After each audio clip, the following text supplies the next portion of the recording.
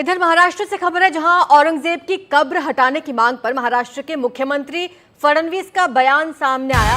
उन्होंने कहा कि हमें भी लगता है औरंगजेब की कब्र हटाई जाए। कांग्रेस राज में कब्र को एएसआई का संरक्षण मिला, कुछ चीजें कानूनी तौर पर करनी पड़ती हैं। तो ये बड़ा बयान है मुख्यमंत्री का। उन्होंने ये कहा है कि हमें भी लगता है औरंगजेब की कब्र हटाई जानी चाहिए, लेकिन कुछ चीजें ऐसी होती हैं जो कानून के दायरे में ही होती हैं और उसी तरीके से करनी पड़ती हैं।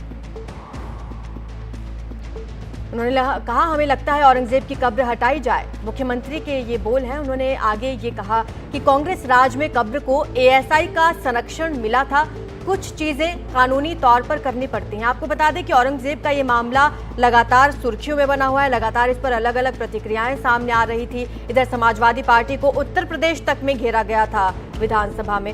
और चलिए आपको सुनवाते हैं कि मुख्यमंत्री ने औरंगजेब की कब्र को लेकर क्या कुछ कहा है।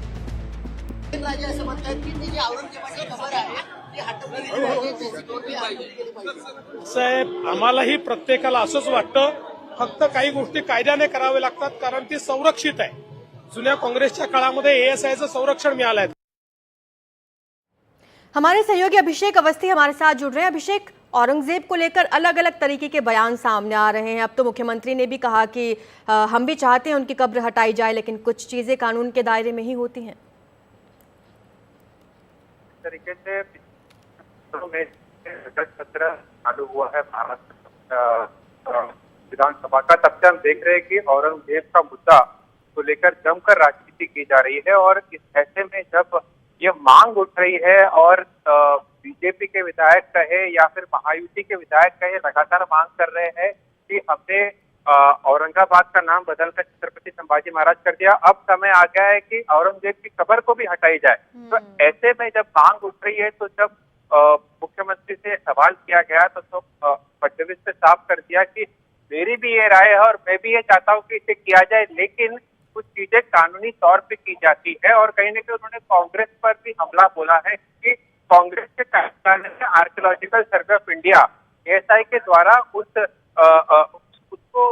कब्र को संरक्षण दिया गया है, ऐसा उन्होंने कहा। और अगर कुछ करना है तो कानूनी तौर पर किया जाएगा।